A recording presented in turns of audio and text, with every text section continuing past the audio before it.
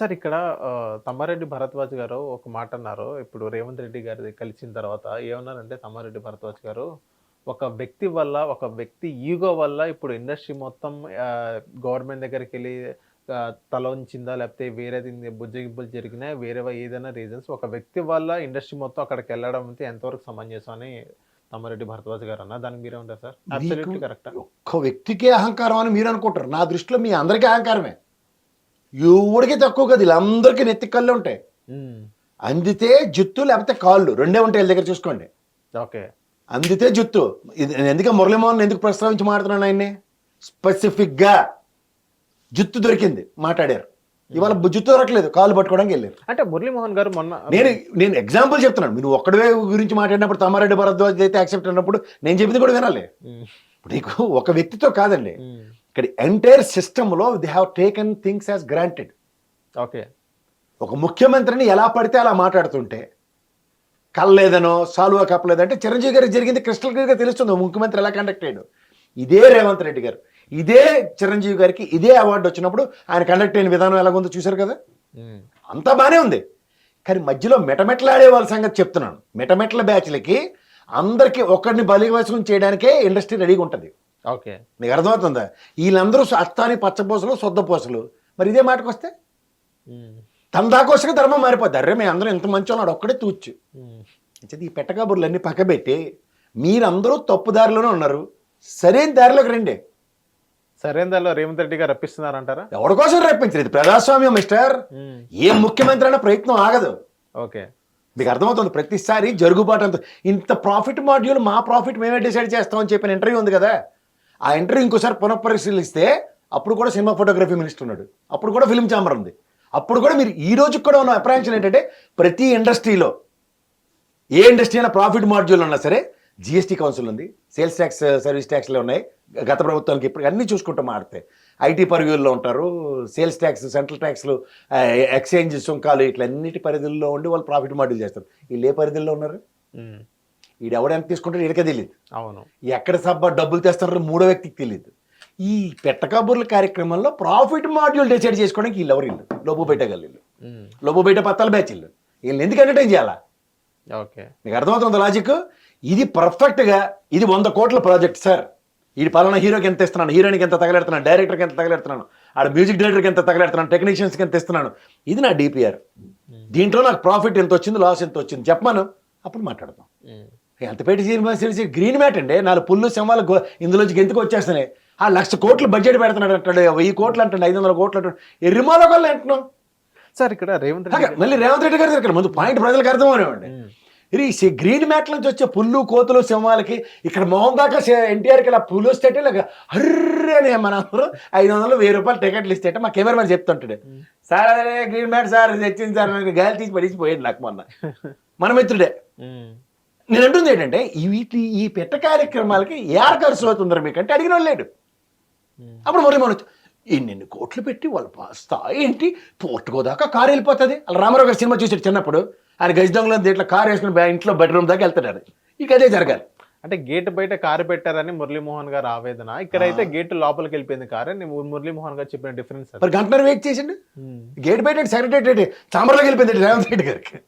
చెప్పయ్యా, అదే గేట్ లోపలికి సార్. అరే నీకు మళ్ళీ అనమాట, నీ ఇంటికి నా కారు వేసుకుని వస్తానయ్యా, మీ నాన్నగారి కారు ఉంటుంది, అవును, గేట్ తీసి రా బాబు అంటావు, కానీ కారు వేసుకుని మీ నాన్న కారు గుర్తించి బయటికి వెళ్ళిపోయి నేను వెళ్ళి కారు పెట్టమంటావు అక్కడ చెప్పు. లేదు సార్, మీకు అదే చెప్తున్నాను, తమ్మారెడ్డి గారు చెప్పినట్టు నెత్తి కళ్ళు ఉన్న మాటలు ఇవి. నెత్తి కళ్ళు అనుకోండి నాగ రాజు అని పాట వస్తుంటుంది. ముఖ్యమంత్రి గారు మనం తెలుగుదేశం ఎస్యూజ్ మీద నటన చూడండి, వీడియో పంపిస్తాం మీకు, ఉందా మీ దగ్గర? వెనకాల డిస్ప్లే చేయండి, తెలియాలి ఈ నాగరాజు నాటకాలు. నోరుంటే అంటే ఇక్కడ చుట్టుపక్కల వాళ్ళందరూ ఉండే ఇండస్ట్రీ అంతా వేసేనా అంటే వేసే గోళీలు వేసే అంటే జగన్మోహన్ రెడ్డి అయితే దున్నేస్తారు. రేవంత్ రెడ్డికి వచ్చి బాబు మొత్తం కింద నుంచి మెడ్డ ఇచ్చినట్టు పైకి కిర్రమంటది మనకి. ఆల్రెడీ నీకు హైడ్రా పొక్లైనర్ తెచ్చేయాలంటే నువ్వు తెలుగుదేశమే ఎస్యూజ్మే ఎస్.com ఇవన్నీ అయిపోయిన తర్వాత ఇప్పుడు ఏమైంది హైడ్రా అంటే అబ్బదబ్బి అబ్బా దా మళ్ళీ హైడ్రా పొక్లైనర్ వచ్చిందంటే ఏంటవుతుంది. అందుకని సార్ సెలవు కప్పమంటారా? నేనే సార్ ఈ నటన ఈసారి ఆస్కార్ నామినేషన్స్ లేవు తెలుసా మీకు, డైరెక్ట్ మురళీమోహన్కి ఆస్కార్ ఇచ్చి వెళ్ళిపోమంటారు. నీకు నువ్వే శాటరా బాబు, నిన్ను మించిన వాళ్ళు లేడు ప్రపంచంలో, అంతేకాదు లేకపోతే జుట్టు వ్యాపారం ఇది నీకే తీసుకో ఆస్కారాన్ని ఇచ్చేస్తారట. ఓకే. అంచేత వీళ్ళని తమ్మారెడ్డి లాంటి ఎవరు చెప్పాడని ఈ పెట్టకథలన్నీ పక్క తీయండి సార్. వీళ్ళందరికీ ఇక్కడ ఉంటున్నాయి. దించి కూడా కనబడగానే నాగరాజ్ డ్యాన్స్ మొదలవుతుంది. లెట్స్ ప్లే నాగరాజ్ మ్యూజిక్ అనగానే అందరూ మళ్ళీ నీకు నేను నాకు నువ్వు తోడు నీడ. అక్కడ ఆంధ్రప్రదేశ్కి అయితే హీరోలు, వీళ్ళకైతే ప్రొడ్యూసర్లు, అందరూ శంకల పిల్లలు ఎట్టుకుని వెళ్ళిపోతున్నారు వ్యాపారస్తులు. మీకు అర్థమైందా? Then somebody is hitting the బుల్లై. అక్కడేంటి Andhra Pradesh అంటారుగానే taken things as granted. ఏందే మా ఫ్యాన్స్ చూసుకుంటారు అని హీరోలు పంపించారు. ఇక్కడ ప్రొడ్యూసర్ సార్ మాకు రక్తకోల సార్. అప్పుడు మళ్ళీ దిల్ రాజు గారు రెడ్డి రూపంలో కనబడరు. దిల్ రాజు గారు ఫెడరల్ ఫిల్మ్ ఛాంబర్ ఒక పెద్ద మనిషిగా రేవంత్ రెడ్డి గారు ఇచ్చారు పదవికి. 2 సార్ మీరు చెప్తాను అవుతుంది సార్ అని చేతులు పిసుక్కుంటూ వెళ్తారు. అప్పుడు సంబంధించిన వాడు జ్ఞాపకం రారు. మళ్ళీ చిరంజీవి అక్కడ front ending opening batsmen Chiranjeevi గారు. ఎందుకు ఆడిపోసుకోవచ్చు కదా. చిరంజీవి గారికి అనగానే ఇంకా అందరికి చూడండి మనకి టింగ్ టింగ్ అని అందరికీ యాంటీనాలు వెలుగుతాయి. పెద్ద మనిషి అంతకన్నా ముందు జరిగింది. ఆయన ఇంటికి పిలిచి భార్య సమేతంగా భార్యాభర్తలు ఇద్దరు సన్మానించింది. అవన్నీ మర్చిపోయి పవన్ కళ్యాణ్తో మాడించారు. ఇండస్ట్రీ అంతా ఇక మురళీమోహన్ కదా ఆస్కార్ గ్రహీత. చేతులు కట్టుకోవాలా కాదండి. గౌరవ ముఖ్యమంత్రి గారిని కలిస్తే మీరు ఏం ముఖ్యమంత్రి అని మాట్లాడడం ఉన్నాడా లేదు. ఆటోమేటిక్గా బాడీ లాంగ్వేజ్ తెలియకుండానే పరివర్తన చెందుతుంది. ఎందుకు? అక్కడ అంబియన్స్ అట్మాస్ఫియర్ అలా ఉంటుంది. మనకన్నా ఒక క్యాబినెట్ ర్యాంక్ మంత్రి లేదంటే పెద్ద వాళ్ళు ఎవరన్నా వాళ్ళందరూ the way they conduct in front of chief minister, అది బాడీ డెకరం. బయటకు వచ్చి రాలని కలిసినే ఫోటో ఇచ్చండి సెకండ్ ఇచ్చాడు అని ఫ్రెండ్స్తో మాట్లాడే విధానం ఉంటుంది. సార్ ఇక్కడ టీడీపీ వాళ్ళు ఏమంటున్నారంటే ఇక్కడ గతంలో కూడా జగన్మోహన్ రెడ్డి గారికి వెళ్ళారు. జగన్మోహన్ రెడ్డి గారు ఎలా సో ఇక్కడ కూర్చొని జగన్మోహన్ రెడ్డి చుట్టూ ఇలా వరుసగా నుంచున్నారే పక్కన కూర్చున్నారే కానీ అదే వర్సెస్ రేవంత్ రెడ్డి గారు చూసుకోండి.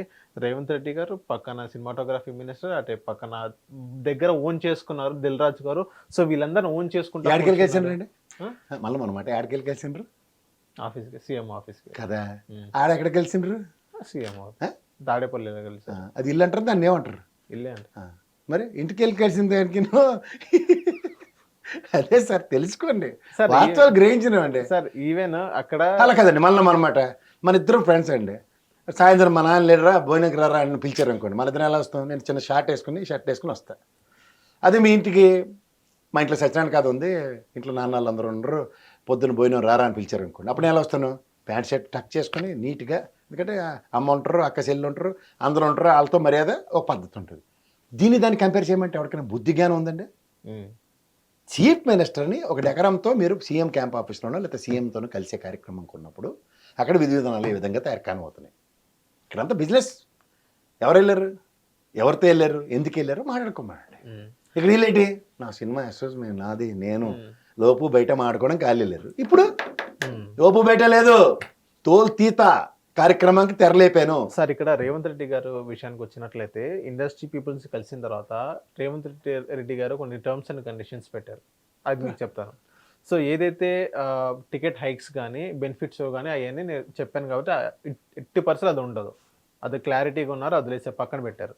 సో నెక్స్ట్ గవర్నమెంట్ సంబంధించిన ఏదైతే కార్యక్రమాలు ఉన్నాయో అది ఇండస్ట్రీ పీపుల్ వచ్చి పార్టిసిపేట్ చేయాలి. నెక్స్ట్ డ్రగ్స్ గురించి సినిమా పిక్చర్ స్టార్ట్ అయ్యే ముందు ఫస్ట్ మీరు డ్రగ్స్ గురించి చెప్పాలని అన్నారు. సెకండ్ ఇంకోటి ఏంటంటే కులగణన గురించి కూడా మీరైతే ప్రభుత్వం ఏదైతే కార్యక్రమాలు చేపిస్తాం మీరు వచ్చి ఇలా చేయాలన్నారు. సో ఓవరాల్గా గవర్నమెంట్కి మొత్తం మీ ఇండస్ట్రీ తరఫున మీకు సపోర్ట్ కావాలన్నట్టుగా రేవంత్ రెడ్డి గారు చెప్పడం జరిగింది. సో అది మీకు ఎలా అనిపించింది? టర్మ్స్ అండ్ కండిషన్స్ పెట్టారు, ఈవెన్ సెస్ ఛార్జెస్ కూడా కొంచెం పెంచడం జరిగింది. సో ఈ టర్మ్స్ అండ్ కండిషన్స్ మీకు ఎలా అనిపించింది సార్? 100% కరెక్ట్ అనిపిస్తుంది. 100% కరెక్ట్. ఎందుకంటే మీకు వాళ్ళని మనం సినిమాల్లో ఎగిరెగిరి తన్నాడు, పోలీస్ స్టేషన్లు తన్నాడు, ఇవన్నీ ఈ యథోశాతం అంతా చూస్తున్నాం కదా. సమాజహితమైన కార్యక్రమాలు ఏవి? వీళ్ళు మళ్ళీ బ్రాండ్ అంబాసిడర్లు బోల్డ్ డబ్బులు కుదరవు. ఇప్పుడు డ్రగ్స్ తీసుకోవద్దు, నన్ను పోలీసులు పిలిచారు కాబట్టి నాకే తెలిసింది నా సంగతి. నేను డ్రగ్స్ తీసుకోకపోయినా నన్ను పిలిస్తే ఎలా ఉంటుందో, అలాంటిది హీరో స్థాయిలో నేనే పోలీసులు పిలిస్తే మనం తక్కువ, మనమే ఎక్కువ కాదు, సినిమాల్లో మాత్రమే నేను హీరో, ఇలాంటి చెప్పారు అనుకోండి ప్రజలకు భూమి మీద ఉంటారు. హాత్తరి మా హీరోని పిలుస్తారా? ఇప్పుడు పోలీస్ స్టేషన్కి వెళ్తే ఏమవుతుంది? ఇలాంటి కార్యక్రమాలకి ముయ్యమని చెప్తున్నాడు ఆయన. ఓకే, మూసుకుని చట్టం ముందు ప్రభుత్వాల ముందు మనందరం చిన్నోళ్ళవే అన్న కాన్సెప్ట్లో ప్రజలకి తెలియజెప్తే వేషాలు వేయకుండా ఉంటారు అందరూ. ఎప్పుడైతే సమ్ డిస్క్రిప్షన్స్ సూపర్లేటివ్స్ వస్తున్నాయో, ఇప్పుడు ఉదాహరణకి రామ్ గోపాల్ వర్మ కమిషనర్ ముందు కాలు మీద కాలేసుకుని అలా కూర్చోవడం తప్పు. అవును. నాకు కాలు నొప్పి వచ్చింది కాబట్టి పెట్టుకున్నాను, కమిషనర్ గారు అప్రూవల్ ఉంది నాకు, అలాంటి చెప్పమని వాళ్ళతో. నీకు అర్థమవుతుందా? ఇలాంటివి ఎప్పుడైతే లేకుండా ఉన్నప్పుడు చూడరాడు మగాడురా, ఆడు చూడు వెళ్ళాడంటే ఎలాగుంటుంది అనుకున్నావు. ఇది పెట్టకథలు ప్రజలు అల్లుకుంటూ ఉంటారు. దీనికి వెసులుబాటు ఇవ్వకూడదు. తోకలు ఎక్కడికక్కడ కత్తిరించారు అనుకోండి, మూసుకుని ఉంటారు అప్పుడు. సో ఇప్పుడు రేవంత్ రెడ్డి గారు correct person sir industry peoples అని అంటారు? రేవంత్ రెడ్డి కరెక్ట్ పర్సన్ అని కాదండి, ముఖ్యమంత్రి చైర్కి ఆ డెకరం ఉంటుంది. ఎస్, ముఖ్యమంత్రి. గతంలో జగన్మోహన్ రెడ్డి గారికి అదే డెకరం ఉంది. కానీ ఇక్కడ దాన్ని ఏమంటారంటే హ్యూమిలేట్ చేశారు. హ్యూమిలేషన్కి when it comes to Telangana chief మినిస్టర్కి వచ్చేసరికల్లా హబ్బ జబ్బ. సార్ ఇక్కడ మీకు చెప్పనా సార్, అప్పుడు అటు జగన్మోహన్ రెడ్డి గారి విషయానికి మనం చూసినట్లయితే ఇండస్ట్రీ పీపుల్ బలవంతంగా జగన్మోహన్ రెడ్డి గారి దగ్గరికి వెళ్ళిందని అంటున్నారు కొంతమంది. ఎలా అని అంటే ఎప్పుడైతే పవన్ కళ్యాణ్ గారు మూవీ రిలీజ్ చేస్తే మూవీ టికెట్స్ అనేది తగ్గించడం జరిగింది. సో ఆ ఇంపాక్ట్ మొత్తం ఇండస్ట్రీ మీద పడుతుంది కాబట్టి ఇండస్ట్రీ పీపుల్ కొంతమంది అక్కడికి వెళ్ళడం జరిగింది. రామ్ గోపాల్ వర్మ గారు ఫస్ట్ వెళ్ళారు, తర్వాత ఈ చిరంజీవి గారు వీళ్ళందరూ వెళ్ళి కలవడం జరిగింది. బాగానే ఉంది. అంటే ఇండస్ట్రీ అనేది బలవంతంగా జగన్మోహన్ రెడ్డి గారు రప్పించుకున్నారు టికెట్స్ తగ్గించి. అదొక పాయింట్. సెకండ్ పాయింట్ ఇక్కడ మనం మాట్లాడుకుందాం. ఇక్కడ రేవంత్ రెడ్డి గారు మనం చూసుకున్నట్లయితే అక్కడ ఒక ఇన్సిడెంట్ జరిగింది కాబట్టి ఆ ఇన్సిడెంట్ ఇండస్ట్రీ పీపుల్ ఓన్ గా రేవంత్ రెడ్డి గారి దగ్గరికి వెళ్తున్నారు. ఎందుకు వెళ్ళారు?